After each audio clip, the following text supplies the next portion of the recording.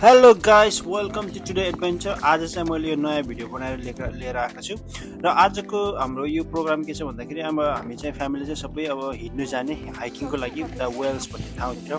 डाँडा पाखा भएको अनि त्यहाँनिर चाहिँ खोला पनि भएको अनि झरनाहरू भएको अनि प्रिटी मच अब नेपालकै महसुस फिलिङ हुने टाइपको छ त्यहाँनिर आज गर्दाखेरि चाहिँ हामी चाहिँ त्यहाँ अब बच्चा बोकेर जानेछौँ र बच्चाहरूलाई पनि त्यो फिलिङ होस् र अब तिनीहरूलाई पनि अलिकति अब हामी सबैलाई भनौँ अब एक्सर्साइज पनि हुन्छ तलमाथि अब त्यहाँनिर यो एक्सपिरियन्स पनि हो गर्दाखेरि चाहिँ हामी चाहिँ फर्स्ट टाइम यस्तो तलमाथि डाँडाकाँडा भएको ठाउँमा झरना भएको ठाउँमा जानेछौँ र तपाईँहरू पनि अब यो भिडियो हेरेर इन्जोय गर्नुहुन्छ होला भन्ने मेरो आशा छ so let's continue our journey Your whole summer from now on. Yeah. Yeah, good. So you know how people used to live with them, not just iPads and computers and laptops and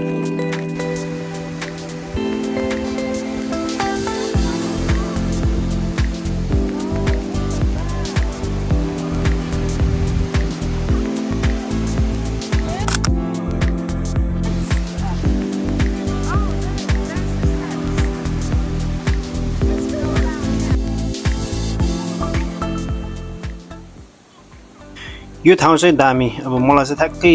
त्यो नेपालमै अब त्यो दुखु खोलाको याद आयो यहाँनिर चाहिँ अब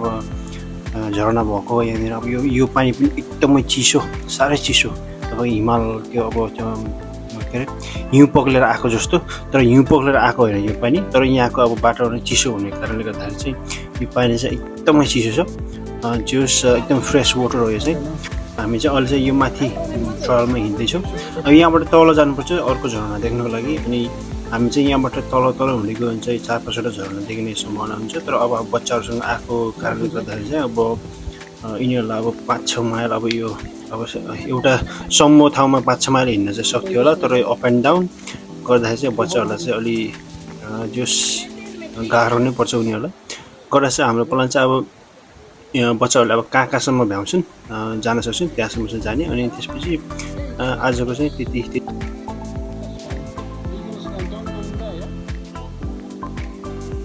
यो चाहिँ आजको पहिलो झरना हामीले हेर्दैछौँ र यो चाहिँ एकदम दामी छ हेर्दा पनि दामी अघि त्यो ठाउँमा हामी थियो त्योबाट चाहिँ माथिबाट घुमेर आएर यहाँ अर्को साइडबाट हामीले हेरिरहेको छौँ अनि जोस अब हामी चाहिँ यो झरना फिनिस भयो अब यहाँबाट हामी चाहिँ अर्को झरनामा जाँदैछौँ अर्को झरनामा पुग्न चाहिँ निकै लामो जानुपर्छ अर्को एटलिस्ट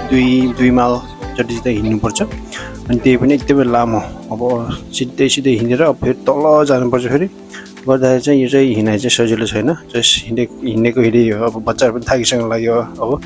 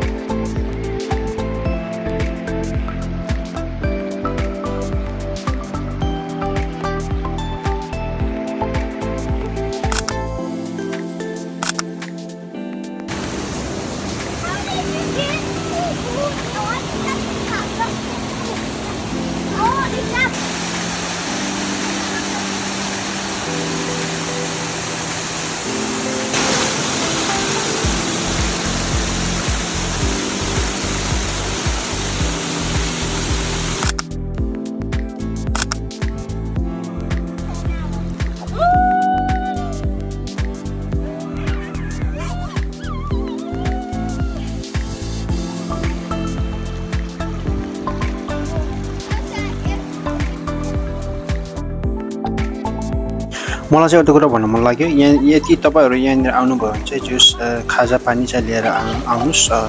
सकेसम्म अनि बच्चाहरू कपडा टावलहरू पनि बोकेर ल्याउनुहोस् भन्दै यो मेरो छोटो भिडियो यही अन्त गर्दैछु थ्याङ्क यू है त ल